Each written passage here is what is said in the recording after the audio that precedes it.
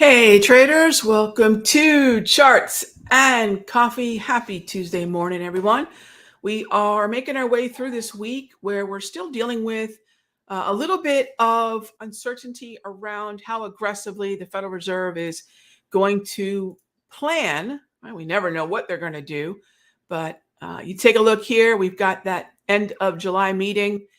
That meeting is really going to be about whether or not the Federal Reserve during the rate statement that they're going to release and in the press conference, if they're going to confirm what is absolutely a fully discounted quarter point cut in September. Remember, they take August off. So the last time we're going to hear from them sort of in this official rate statement capacity is going to be the end of this month. And everything is moving based on expecting lower yields. Now, you'll take a look at things like ITB, which earlier in Q1 was just absolutely in fuego. And the reason for that is home builders, home construction. We'll get housing starts numbers this week. We'll get building permits. All of these have got to then start gearing up for, hey, we're going to get lower rates, that narrative. Now, whether we do or not, and this is the funny thing about this game that we play called trading. We seldom trade what is. Right? We're always trading what could be. And so all year long, except for April, where things got wobbly, and that's about it, we've been gearing up for lower rates. And equities love that. Stocks love that. In fact, we have broader participation to the upside because the Dow's finally joined the party. And I do mean finally. So the Dow's finally starting to trade above 40,500. We're finally getting that trend, which confirmed Friday last week. So if you are one of those types of traders that like to see more moving higher, call it participation, call it whatever you want to call it, market breadth, this is the way you want to measure it. What important sectors in the Dow, the S&P, the NASDAQ are moving higher? Now, remember, the S&P is absolutely content riding on the coattails of the NASDAQ, which is to say, as long as your Magnificent Seven, semiconductors, technology, communications, consumer discretionary are moving higher, the S&P weighted much like the NASDAQ in the first 5 to 6 symbols of the weighting, which is approximately almost 20% of the S&P. It's completely content to take a ride with the NASDAQ. The reason the Dow is taking so long is because its number one weighted sector, financials, really only recently got out of this range. It was stuck below at about 42.25 to 42.5. So we're finally seeing that breakout. As not so coincidentally, we've got earnings. Earnings season really kicks off in earnest with those financials. And we're now going to get about 6 of the top 11 names in financials in terms of weighting within the XLF released by the time we end this week. And that means the bulk of financials in terms of earnings are done. This breakout is legit. And this is the reason the Dow is moving higher. Now, XLI and IYT, if they participate, that's fine. Believe it or not, it's not necessary. The Dow is perfectly content rallying on 2 cylinders, financials and technology. And as long as those are moving and grooving, the XLI, the IYT, they can be pretty much as lethargic as they want to be because they're not heavily weighted in the Dow. There are a few names in industrials and in transports that we've been keeping an eye on. So these are symbols on our Sector Secrets Mastery watch list. One is Uber. The other is Honeywell. And we're seeing participation, things like CAT and GE finally, but I'm not completely convinced that these are going to be ongoing upward moves. You know, CAT's having a nice surge for a handful of days. Let's see if it can organize in a much better way. But Honeywell, far better looking, Uber. And so we're going to continue to focus on mostly financials, taking the Dow up. And so now we have the big 3, Dow, NAS, and the S&P moving higher together. There's nothing about this that is risk aversion at the moment. In fact, if anything, if you've been concerned about the fact that it seems to be only a technology semiconductor narrative taking the broader markets higher, financials starting to follow, and healthcare. Healthcare saw some really good inflows last week. Even healthcare starting to break above 148. That's a big deal. That's the kind of participation that matters. I don't care about all 500 S&P stocks, and frankly, neither should you, right? It doesn't matter if everything's participating. It only matters what is participating, right? So imagine you're, I don't know, a football coach and your star receivers on the bench. Doesn't matter who else is on the field, right? I'm watching Netflix. They're doing, they did a series called Receivers. It's even better than the quarterback one. And, it really matters when certain players are on the field. And the equity markets are no different. All right. So as always, gang, if you have any questions, feel free to type them in. First up from Kathy. All right. What do we have here? I have a position in Taiwan Semi. That's one of my favorites within the SMH Semiconductor ETF. I want to exit before earnings on Thursday. I'm with you. It's trending on the daily. Can you give your insights on when to exit a position in front of earnings? Kathy, here's how I do it. The 2 to 6 weeks preceding earnings, to me, is that sweet spot. Premium is not ridiculously high.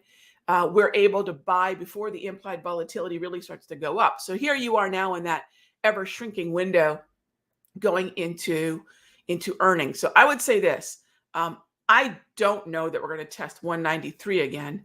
And depending on where you're in from, I would say at this point in the game, know what your target is. I don't know what that is, but in general, know what your target is. Where is the resistance? Where is the support? Feel free to cut it before earnings, even if it's not the session in front of. So in terms of Taiwan Semi, this is coming out before the bell on the 18th. So that means I really need to be out by the 17th. That would be my typical timing. But needing to be out from a time-based eject button type exit versus, hey, I hit my target or I hit my trailing stop, those are all different considerations.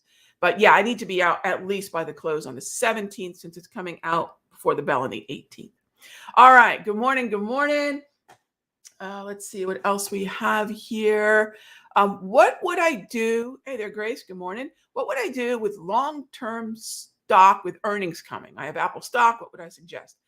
Okay, so everything is contingent on cost basis, right, Grace? So if somebody bought Apple at 230 for a long term and someone owns Apple from 190, remember, it's a very different experience in terms of the volatility that could hit Apple. The only reference, but do we have Apple in the long-term portfolio? I know that we have XLK, right? So let me give you an example. And I've got to scroll all the way back. We have Apple and XLK that we entered. So this is the portfolio that we build, kind of the buy and hold sort of trade, longer term trade that we have in the Sector Secrets Mastery. And we've got XLK from 122, 120 or 122. So this would affect, Apple would affect XLK. So if I'm telling you that I'm in from 122, and that was a portfolio that we built in the Mastery back then, and we're still in it, I don't really care about Apple, right? So to me, it's really about where are you in from? What's your risk reward? What's your cost basis? And depending on where your cost basis is, if that's where it's going to matter or not, right? How much have you paid? And when would that trade be beyond the allowable amount of risk that you built into the original trading plan? All right. And that's how we think about it. Where are you sitting from? Where have you dug your heels in? And then, a gap down, a gap up, that's going to be relative to that. All right. GNAS, AFRM. I would leave this one, personally, I would leave this one alone for now. It's still below the equator, which are the white dots. It's barely neutral. I'd have to see if it can find better support, preferably accompanied with volume around 28.30. If that's the case, that might be a pretty good place to say, hey, as long as we don't make lower lows below, say, 27.45, I'd be okay with that. That's if you're trying to build a position before it gets into the bullish hemisphere. This would be a little bit tricky, but moving higher here at 32, I would not engage. And getting above 35 would completely change the way I would trade this. All right, what about Meta? Can we buy the dip? All right, when is buy the dip valid? For me, buy the dip is valid when I have a trend. So that's always the first question. Do we have a trend in Meta? Yes. In fact, Meta right now is trading at not only the mean reversion, but just hovering above the daily price movement range at volatility based support level. So the area I'd say between, here we go, about 494 and a half, maybe even 495, down to about 491 and three quarters. That's a good zone, a really conservative zone to build Meta. And if you want to build a long call position in Meta, the challenge is going to be you've got earnings after the bell on the 31st. So that window is shrinking. You've got about 2 weeks for that follow through. And then after earnings, we've got a whole quarter not to have to worry about earnings. So you've got a truncated time frame between now and earnings, and then the window opens up one full session after we get the earnings results. But this is a good spot for a mean reversion. And this would be a buy the dip because we have the trend and we are quote unquote dipping. What's a dip? It's a retracement. It's a mean reversion. It's a pullback. The question is, to what level are we willing to buy that pullback? I would say most of the time, 80% of the time, I'm looking at volatility-based support. I'm looking at volume levels.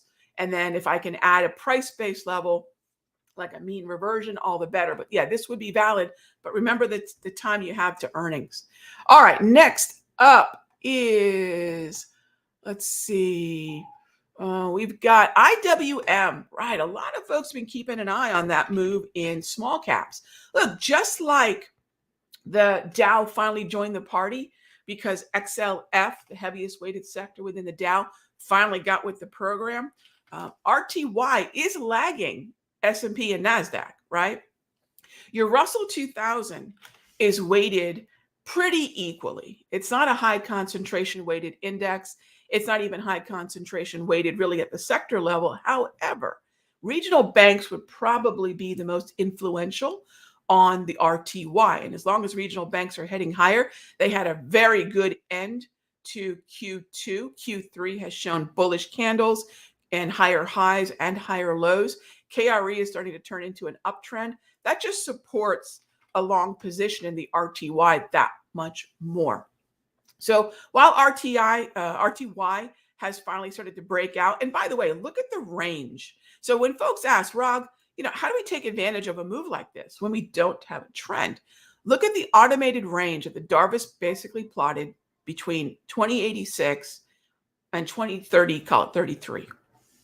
We moved in that range from the 28th of June up until the breakout on the 11th of July.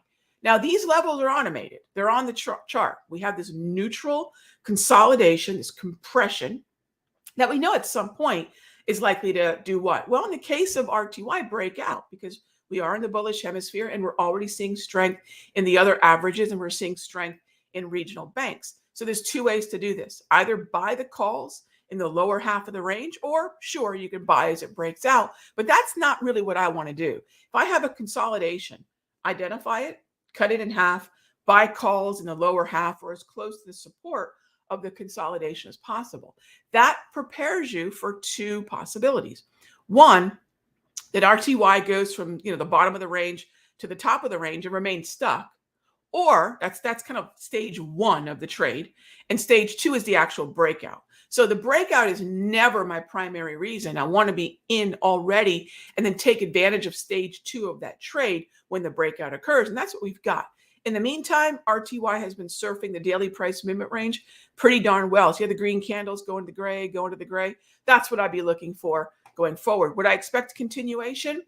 As long as we're cruising towards potential rate cuts, as long as KRE is remaining strong, there's no reason to think that finally RTY might join the party. And I say finally because remember, not only has the NASDAQ been leading, S&P's been coattailing, Dow is finally there. So Russell would be the last one to the party, which just kind of reminds us of a simple truth, which is small caps don't lead anything. And there's still this sort of thought process out there, which is kind of interesting, wrong, but interesting, that Russell somehow leads everything. That's not the case. We know that Russell right now is the last of the indices to finally start showing that bullish strength. And if the momentum continues, as it has gone bullish on the 3rd of July, if that continues, momentum typically begets more momentum. And if the momentum can remain, what happens is ultimately we typically yield a trend. So I would definitely look for the fourth index that most of us look at, NASDAQ, S&P, Dow, and Russell, to finally join the party. And KRE already has. So much like the Dow needed the financials to get going, to get into gear, this is going to be a really good sign that the Russell's ready to start moving with what we're seeing in the regional banks. So that's the way I would look at that, Stephen. All right. Do we have any questions from our essentials room? Sorry, you guys are on another monitor here. Okay. If you have any questions in essentials, let me know. Let's circle back to the broader averages this morning. And S&P slightly above the previous session close. So we're going to start likely in 14 minutes above the previous session close. So we're kind of in bullish territory. The NAS marginally above the previous session close. Let's see where our Dow is at. So it looks like we're largely going to be, Dow is absolutely, look, Dow is in catch-up mode. Dow is okay. Now the financials and healthcare are starting to move. What would be really great for Dow to have even broader participation? And this is the funny thing about the Dow. The Dow is the smallest group of stocks in all of the four indices we look at. It's only 30 names. Yet it is exposed and influenced by more sectors than any of the other indices. So yes, it's financials, tech, healthcare, then it's energy, transports, and industrials. So it's really 5 things we're looking at to keep the Dow moving and grooving. XLE is trying, depends on what crude does. Crude does seem to be having a difficult morning today, a little bit of a pullback here on crude. It's hitting a mean reversion level. But depending on what crude can do from here, will likely dictate what XLE does next. But look, Dow is perfectly content rallying on financials and tech. Those are the biggest and most powerful cylinders of this motor. But if we start to get energy participation, industrials, transports, then of the 5 sectors that move the Dow, this would be great. So Dow is definitely trying to play some catch up for sure, powered a lot by that breakout in financials. All right. What else do we have here? Let's go take a look at what's going on with gold. All right. Gold is not in an uptrend yet. Gold does have overhead resistance between 24.48.5 to about 24.55, 54, that area. So while I would be bullish in gold, now the candle colors tell me what I'm allowed to do, by the way. All right. So what I'm looking at, here we go. What I'm looking at is the green colors, that's a bullish candle, and the yellow, that's a neutral. So as long as the bullish or neutral candles are plotting, I can buy. But I want to be aware that I've got resistance waiting. Like I said, these 2 automated Darvis, I don't have to pluck these out, right? They're just there automatically. So again, that's the zone that I'm looking at for resistance, all right? And I don't want to buy at resistance. I don't want to presume a breakout. I'd rather buy a little bit of a pullback, and then at that point, like a slingshot, pull it back, and then we'll see if it can keep moving forward. All right, question on Netflix. Do I like Netflix into earnings? So I never play earnings, gang. So do I like Netflix, period? Not as much as I did before. Could Netflix have a really good earnings? Maybe. Is a neutral candle buyable? Yes, meaning yellow. But again, if I look at Netflix earnings, and those are coming out on what, the 18th? Yeah, I'll leave this one alone, unless it's a day trade or a very short-term swing where I could have a 1 to 3 day time horizon. I'll wait till all the fireworks are done. Gang, I know that people love to play the actual earnings release. I don't hate my money. So I leave that alone. Look at how well, and take a peek, just humor me for a moment. Take a look at the last 6 weeks of Netflix. It looks a whole lot better than it does right now. So once earnings come out, the 19th, I probably won't consider it because this is coming out on the 18th after the bell. So all of the next session, I'm going to sit on the sidelines, which means I won't look at Netflix again until Monday. All right. And that's the way I would look at Netflix. I don't want to trade earnings. The 2 to 6 weeks that preceded earnings, really nice follow through, right? Think about where we were basically at the beginning of June, right? Buying dips in the gray zone. And then now I'll just let whatever's going to happen, happen. And we'll go from there. So I will stop trading Netflix this close unless it's a really short-term position. All right, gang, that's a wrap. Thanks as always for being here for Charts and Coffee. I will see you all tomorrow, same time, same station. All right, be good to each other.